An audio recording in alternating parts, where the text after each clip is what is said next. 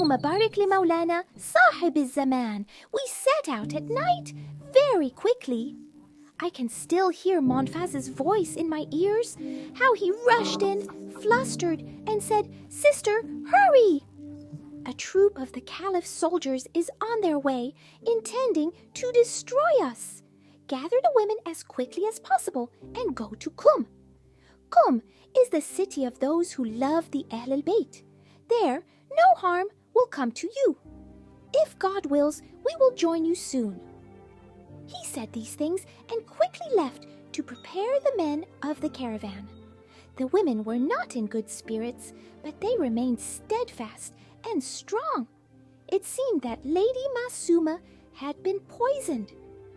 After we entered Saveh, people came in groups to welcome Lady Masoomah, and each offered her a gift or some food according to their means. Finally, we reached Qum. What we saw was unbelievable. All of the assembled people had gathered together in front of the main, imposing gate of the city, patiently waiting for us to arrive. Affection was shining in their eyes, but seeing them brought us some relief.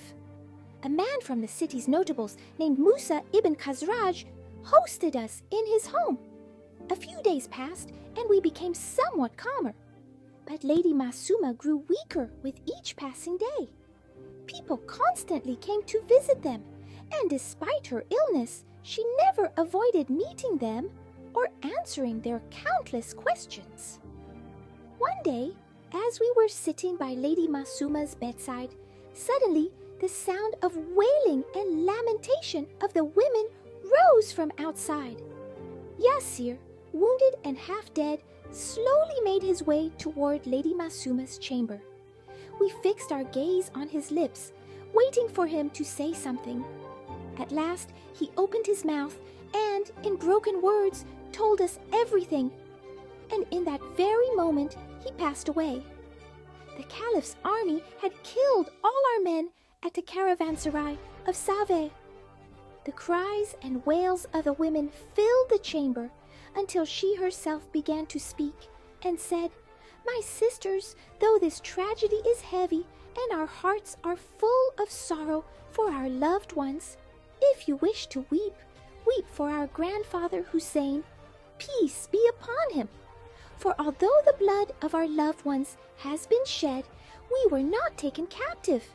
And instead of ruins, we have settled among friends, and we have been welcomed not with stones and sticks, but with flowers and open arms." Days passed, and Lady Masoomah's condition grew worse. She was constantly feverish. It was the season of jasmine blossoms, so I made a garland of jasmine flowers for her and took it to her quarters. But before I could arrive, someone from the heavens had already come to visit her, and the scent of jasmine filled the chamber. Allahumma barik li maulana sahib az-zaman.